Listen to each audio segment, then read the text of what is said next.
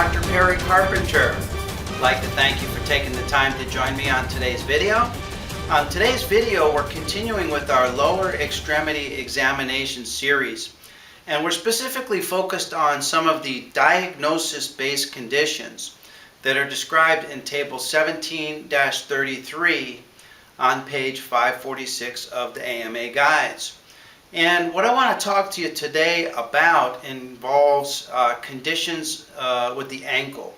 And specifically, I want to talk to you today about the instability syndromes of the ankle. I don't know about you, but I've had many foot and ankle cases over the years, and I get many phone calls from doctors with questions about how to provide for permanent impairment due to foot and ankle conditions. And so I thought it would be appropriate to have a session on the ankle instability syndrome, since they're quite common. Now, Table 17-33 provides for permanent impairment due to 3 levels of ankle instability: mild instability, moderate instability, and severe instability. And that refers to instability of both the medial and lateral ankle ligaments. So a good question arises is, how do I document permanent impairment and how do I establish instability of the ankle? So what I want to do in today's video is I want to, number one, go over the anatomy of the medial and lateral ankle ligaments. And then number two, I want to get into the physical examination and diagnostic study procedures that are required for the identification of bona fide ankle instability syndromes. And it's interesting because the AMA guides require that we have positive findings on diagnostic X-rays to establish our conclusion for permanent impairment due to ankle instability. And yet the AMA guides don't tell us exactly how to do that. And so I want to elaborate on that in part 2 of today's video. So for the first part of today's video, what I want to do is I want to review the AMA guides with you, and then review the anatomy of the ankle ligaments, and then we'll get into the physical exam and diagnostic study findings. So I'll give you a minute to go ahead and grab your AMA guides, and I'm going to insist that you do that because there's some specific passages and citations in the AMA guides that's important that you lay your own eyes on these passages so that we're on the same page and looking at the same thing, and that we have a common understanding as we proceed through our anatomy review, our physical examination review, and then our diagnostic study findings requirements. So I'll meet you back here in just a moment, and I'll give you a moment to get your AMA guides, and I look forward to being with you as we review the ankle instability syndromes.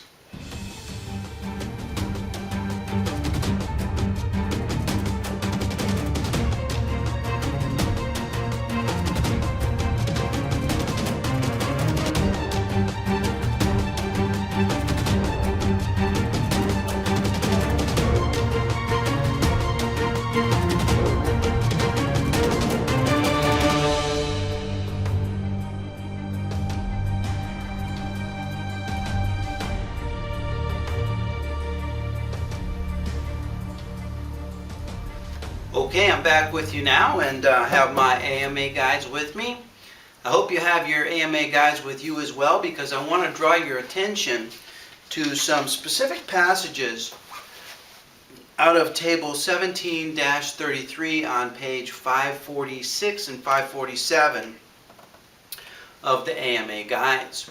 And remember that Chapter 17, the lower extremity chapter, provides for permanent impairments of lower extremity conditions using 3 basic methods: the anatomic losses, the functional losses, and the diagnosis-based conditions. And we're exploring the diagnosis-based conditions in Table 17-33. Now, with regards to the ankle, the AMA guides provide for permanent impairment due to the diagnosis-based conditions of ankle instability, and then also ankle fractures that are left with some type of deformity. So for today's purposes, we're focused on the ankle instability syndromes. And the AMA guides provide for 3 levels of permanent impairment due to mild instability, moderate instability, and severe instability. Now, what's interesting is that the AMA guides do not qualify which side of the ankle this refers to. So it's my opinion and it's my conclusion that these permanent impairment levels of 2, 4, and 6% for mild, moderate, and severe instabilities refers to either of the medial ankle ligaments or the lateral ankle ligaments. Now, what about the unique situation where you opine that the ankle has instability both medially and laterally? I believe that you could probably then take these permanent impairments and combine them using the combined values chart on page 604, as long as you can explain your reasoning how and your reasoning why.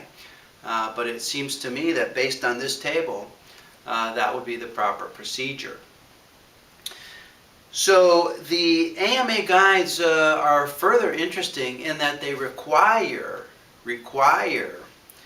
that our instability, or that our conclusion for instability is based upon findings on diagnostic X-rays. And it's interesting because the AMA guides require throughout chapters, at least chapters 15, 16, and 17, many instances where diagnostic X-rays are required to support our conclusion. And for the ankle, the diagnostic studies are required. But nowhere in the AMA guides do they tell us how to interpret our diagnostic studies, and they do not tell us how to do our measurements on diagnostic studies. So at the conclusion of today's program, I will review with you the routine and specialized views to order for the ankle and for the investigation of ankle instabilities.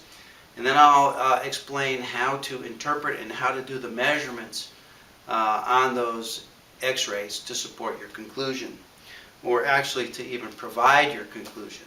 Because as I said, according to the AMA guides, these diagnostic studies are required.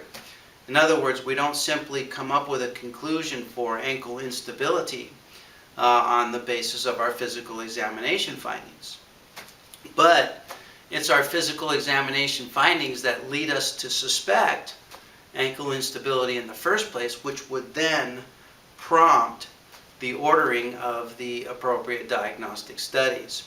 So what I want to do with you today is I want to go over a brief anatomy review of the medial and lateral ankle ligaments so that we're both on the same page as to the anatomy of what we're talking about. And then I want to briefly go over some of the physical examination procedures that we use for the assessment of ankle instability. And then I'll conclude the program by doing just as I promised, and that is by talking about the necessary diagnostic studies for the assessment of ankle instability syndromes. Okay, so let's proceed now into our anatomy review.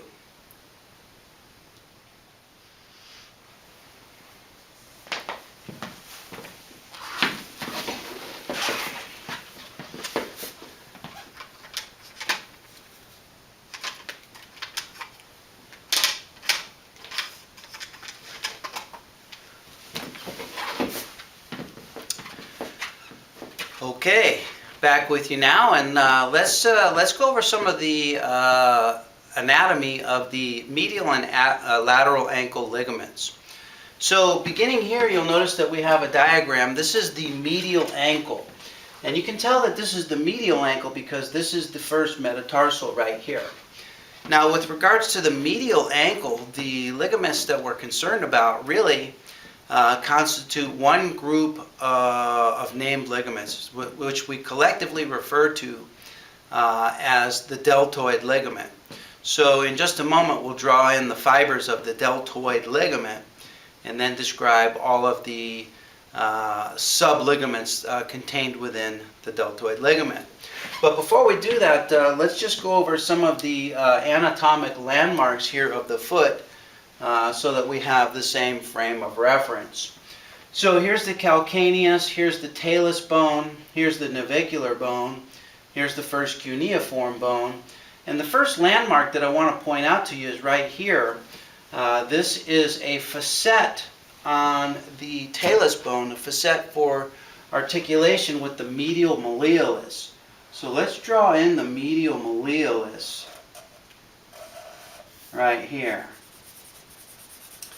This is the tibia bone coming down and forming what we refer to as the medial malleolus.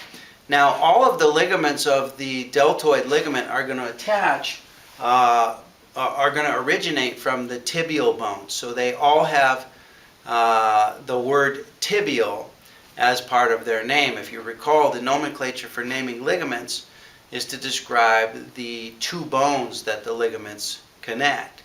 So all of these ligaments connect at the tibia.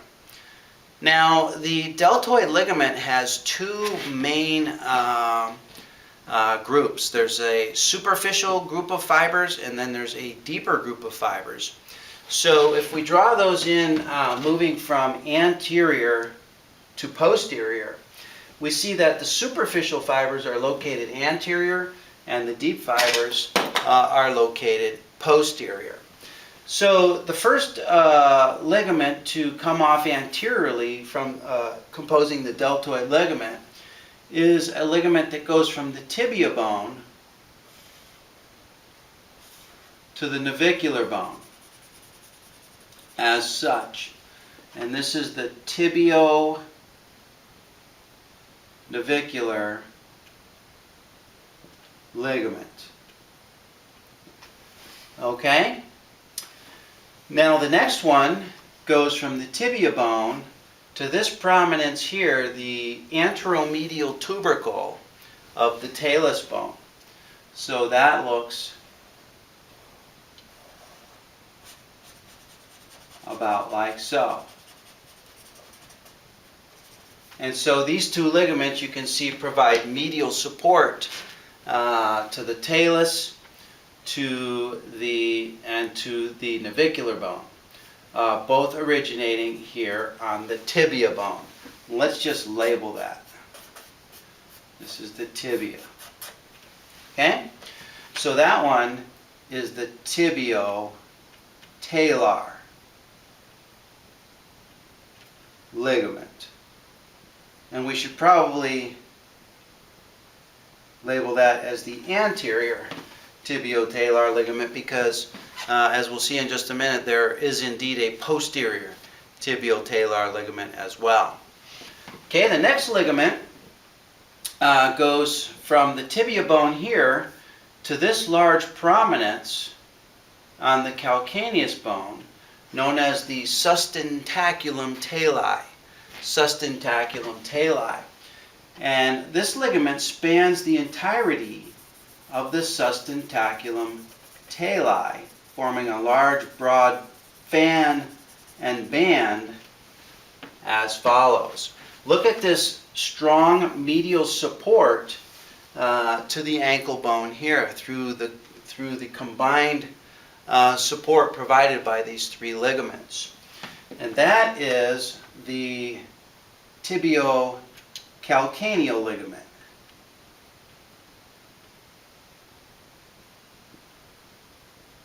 Tibio-calcaneal ligament. And these form our superficial group of fibers of the deltoid ligament.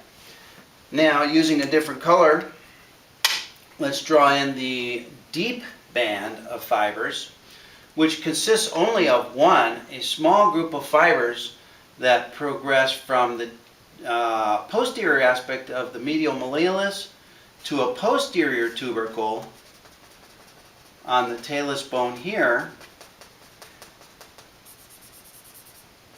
And this is located deep to the superficial band here. And let's just outline it in black so that it stands out well. And that is the posterior tibio-talar ligament.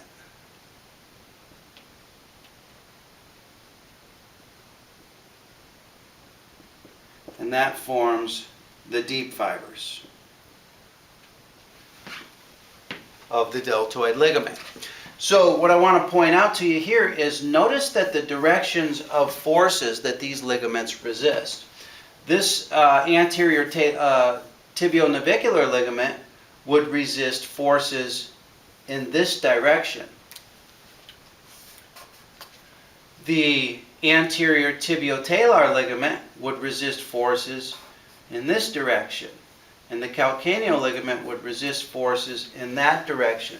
And the posterior talotibial ligament would resist forces in that direction. And these ligaments are going to become important for us to understand their vectors of tension when it comes time to do our physical examination. Okay? So that's the medial ligament there.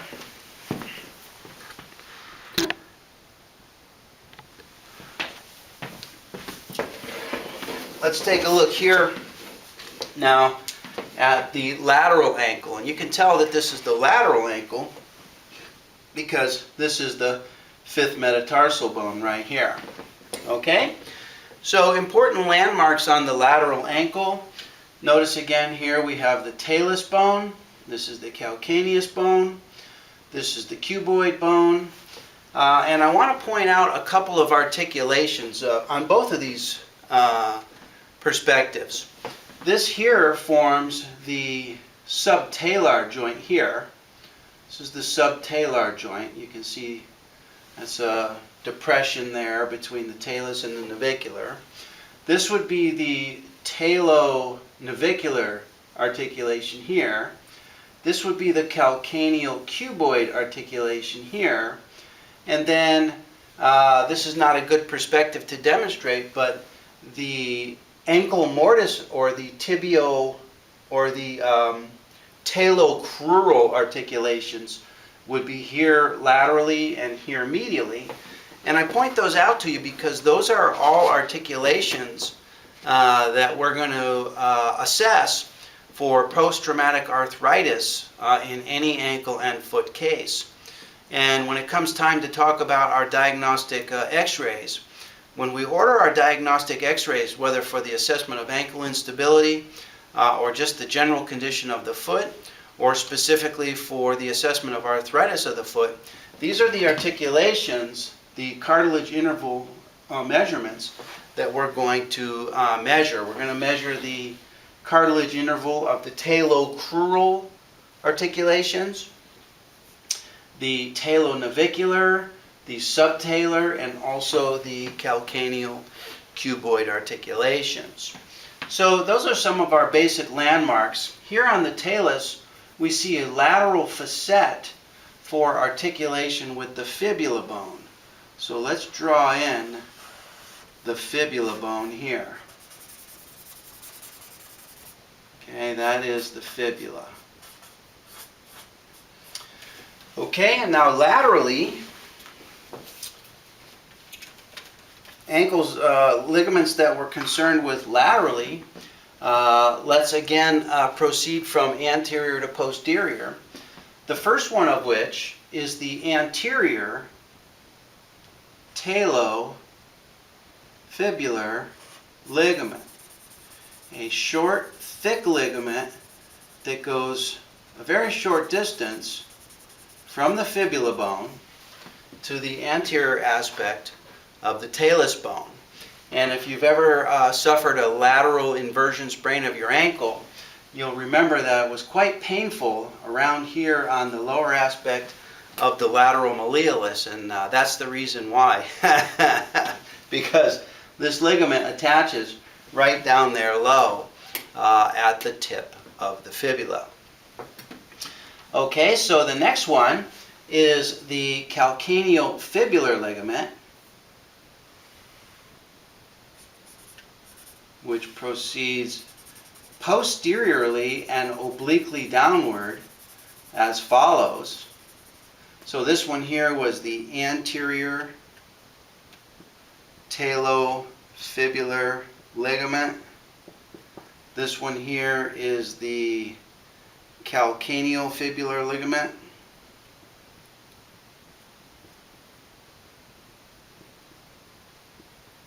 And then finally, we have a posterior talofibular ligament.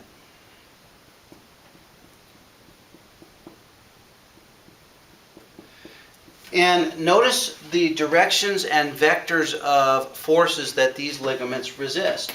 The posterior talofibular ligament resists movement of the ankle backwards, this way. The calcaneofibular ligament resists movement of the ankle in distraction or separation in this direction. The anterior talofibular ligament prevents movement of the ankle anteriorly in this direction. And this gives you an exact diagram of the assessments that we're going to make when we use our physical examination maneuvers. Our physical examination maneuvers are basically going to consist of several different types of stress procedures designed to create motion of the ankle in one direction or the other for the establishment or the assessment of laxity or instability of the ankle ligaments. And so we'll perform physical examination maneuvers that attempt to move the ankle posteriorly, anteriorly, and in all vectors around the circumference of the vectors of those ligaments. Okay, so those are the anatomic landmarks associated with the ankle instability syndromes. Let's now talk about physical examination and diagnostic studies.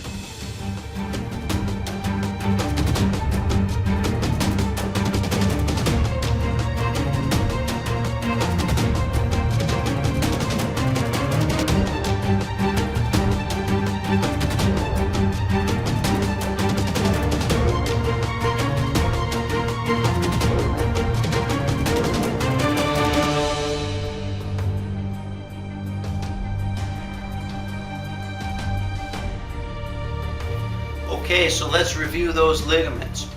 Medially, we have the deltoid ligament. The deltoid ligament consists of both superficial and deep fibers. The superficial fibers moving from anterior to posterior include the tibionavicular ligament, the anterior tibio-talar ligament, the tibiocalcaneal ligament, and then also the posterior tibio-talar ligament.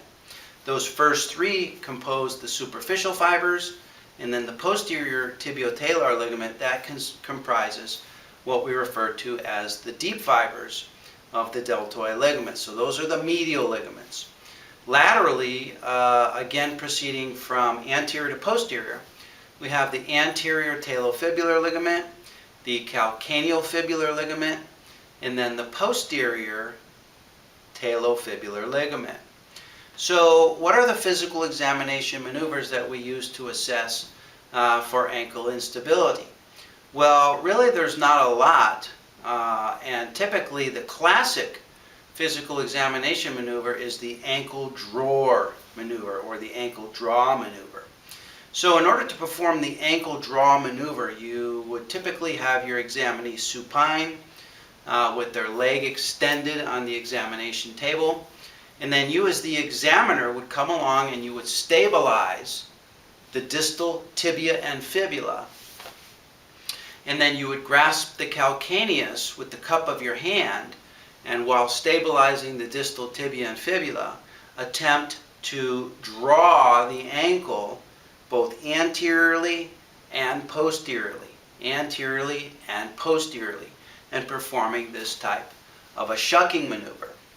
Now, if the ankle translates anteriorly and that translation is symmetric, comparing medial translation with lateral translation, that would be suggestive of instability of both the medial and lateral ligaments, in which case you could provide for combined impairments using Table 1733. You could combine those impairments using the combined values chart and basically have a doubling of the permanent impairment rating. Now, if only the medial complex of ligaments is lax and unstable, then with the anterior drawer maneuver, you're going to see anterior translation greater on the medial aspect of the talocrural joint. And in addition, you're going to see some lateral rotation as those lax medial ligaments fail to restrain the ankle and allow a lateral rotation around a fulcrum created by the normal lateral ankle ligaments. Now, if only the lateral ligaments are lax, but the medial ligaments are intact, then what you're going to see is you're going to see an anterior translation of the ankle. And you see, the purpose of the drawer maneuver is to take the calcaneus and to compress the calcaneus up against the posterior aspect of the talus. And then it's the talus that then translates to provide our physical examination finding for ankle instability. So with regards to laxity of the lateral ankle ligaments, as you do the drawer maneuver, you're going to see greater anterior translation, and this could also be posterior translation as well. But you're going to see greater translation of the lateral portion of the talocrural joint. And the lateral aspect of the talocrural joint is going to rotate medially as those lax lateral ligaments fail to restrain the talus within the ankle mortise, and that talus rotates around a fulcrum or a moment arm created by the normally resistive medial ankle ligaments. So in that sense, the ankle draw maneuver can be used for the assessment of isolated laxity of either the medial ligaments or the lateral ligaments, and is also used for the assessment of coexisting laxity of both the medial and lateral ligaments. So that's the drawer maneuver. In addition to the drawer maneuver, we also have varus and valgus stress maneuvers, both of which apply forces to the calcaneus for the purpose of attempting to rock the talus within the ankle mortise joint. So with the varus stress test, we simply take the lateral aspect of the calcaneus and attempt to rock it medially, and we assess for lateral gapping of the talus underneath the fibula. Now it's important to palpate not only the talofibular joint, but also to palpate the three lateral ligaments using each of your three fingers. This finger would go over the posterior talofibular ligament, this one would go over the calcaneofibular ligament, and this one would go over the anterior talofibular ligament, feeling for excess play or reproduction of pain in any of those ligaments. You might also feel clicking, crepitus, a clunking sensation as the talus moves around within the ankle mortise joint. With the valgus stress test, you then apply a valgus-directed force to the calcaneus, attempting to tilt the calcaneus laterally. And again, you want to use your fingers to palpate the fibers of the deltoid ligament, feeling for any crepitus, clucking, clicking, any movement sensation. Typically it's associated with a clunk in the presence of bona fide instability. You'll feel a clunk as the talus shifts within the ankle mortise, and I'm sure you've felt that before. So with the valgus stress test, you're going to have your finger over the superficial and deep fibers of the deltoid ligament. And if this physical examination maneuver reproduces any of those objective findings, such as pain, crepitus, clicking, clunking, or, in your opinion, excess medial or lateral gapping, that would be suggestive of either medial or lateral ankle instability. Now, in the presence of these findings, then you're going to go ahead and you're going to order the appropriate diagnostic studies. And the AMA guides require that our conclusion for ankle instability be verified by diagnostic studies. Well, what are the diagnostic studies? Well, the routine views for the ankle include the AP ankle, the medial oblique ankle, the lateral ankle, and the mortise view ankle. The mortise view ankle. And the mortise view ankle is a projection taken with 10 degrees medial rotation of the tibia with up to 10 degrees of ankle dorsi or plantar flexion allowed. And this is the perfect view upon which to take your cartilage interval measurements of the talocrural joint for the assessment of post-traumatic arthritis. So those are the four standard views: the AP, medial oblique, lateral, and the mortise view. And then in addition to those, for the assessment of the ankle instability syndromes, the AMA guides require that we order varus and valgus stress views. Now, I want to show you what the AMA guides say in a footnote on the bottom of page 546. They say that a stress X-ray, and this is specifically referring to the ankle stress X-rays, they say that a stress X-ray is an anterior to posterior view taken with a varus or valgus stress applied by a knowledgeable physician. So let me give you some suggestions that I've learned from experience the hard way. And that is, when you have an ankle case coming up and you're ordering ankle stress views, you need to call the diagnostic imaging facility and find out how they take these views. Because in my experience, they take these views a couple of different ways. And it's becoming rarer and rarer that the diagnostic imaging facility will actually have a second person go into the field of the X-ray beam, will glove up, and will apply a varus or a valgus stress to the ankle. That's the way the AMA guides state that it should be done. It should be done by a knowledgeable physician who can appropriately and properly apply the appropriate valgus stress and the appropriate varus stress by contacting the calcaneus and directing that force of vector 90 degrees laterally in the coronal plane across the vertex of the talocrural joint. And that's being done less and less.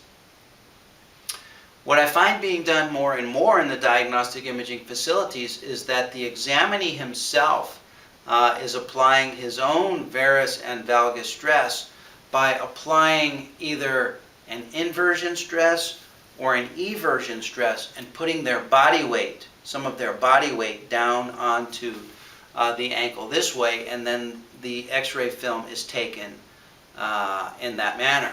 This is preferred, it seems, at the diagnostic imaging facilities because it does not require an extra person to go in and get within the field of the X-ray beam, and it can be done with one technician and can free up the doctor, the medical radiologist, who has 100 other things to do. So you need to call the imaging facility and find out how they're done, and you need to specifically request that the varus and valgus stress views be taken by a knowledgeable physician. That way, when it comes time to document your findings, you can comply with the requirements of the AMA guides, which specifically require the films to be done this way. Now, if your films are not done this way and you opine for permanent impairment due to ankle instability, could a reasonable party object to that determination on the basis that the X-rays were not taken properly? It's my opinion that they could, and it's my opinion that they should if the X-rays are not proper. So it's up to you, doctor, to make sure that those X-ray films are properly obtained. Otherwise, your opinion for permanent impairment due to ankle instability could be challenged as not substantial. So you need to be prepared for that. So make sure that you have the X-rays done properly. It's critical for the support of your conclusion. Now, the AMA guides don't tell us how to take these X-rays, how to assess these X-rays, how to measure these X-rays, but they do say that a mild impairment is when we have 2 to 3 millimeters of excess opening.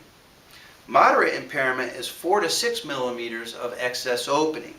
Severe ankle instability is greater than 6 millimeters of excess opening. So let me ask you, doctor,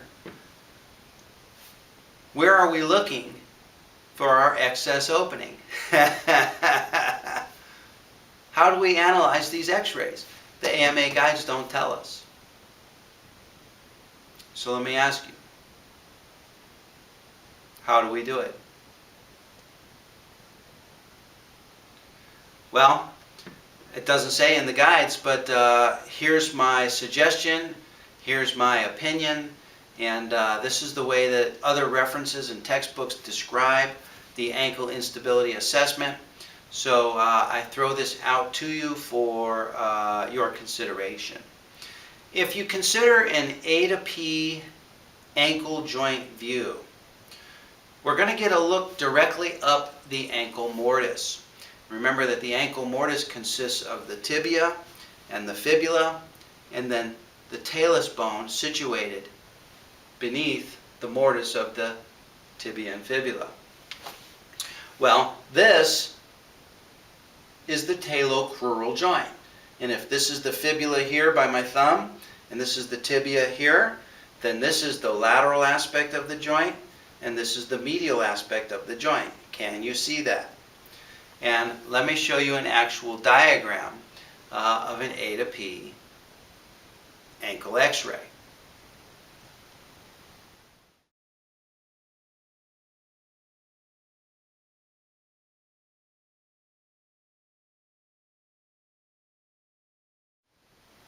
Okay, so that is a diagram of an A to P ankle X-ray with the medial joint and the lateral joint clearly identified. So we come along and we apply our varus or our valgus stress, and what we're assessing is we're assessing the excess opening of either the medial or the lateral joint. Now, some doctors are of the opinion that we're assessing the opening of the talus as it moves away from either the fibula or the tibia, but in my opinion, we're not. We're assessing the movement of the talus within the talocrural joint. And we're comparing the involved side of the joint with the uninvolved side of the joint.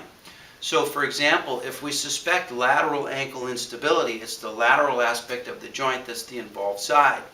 So, if this is the lateral aspect of the joint, we then are assessing the excess opening laterally compared to the opening medially. Now, with proper restraint of the 3 lateral ankle ligaments, the movement of the talus within the talocrural joint is going to be minimal. It's going to be minimal. It's going to be less than 2 millimeters. 2 millimeters is what the AMA guides describe as the beginning of the mild instability syndrome. Similarly, with a valgus stress, we're stressing the medial aspect of the joint, and if the medial aspect of the joint has greater than 2 millimeters of opening compared to the opening of the lateral joint, yes, that qualifies as a mild impairment. So the AMA guides specifically use the word excess opening. Excess opening. Excess is a relative term. Excess is relative to some other opening. So we do have opening on the lateral aspect of the joint. But to qualify for permanent impairment, the medial opening has to be 2 to 3 millimeters in excess.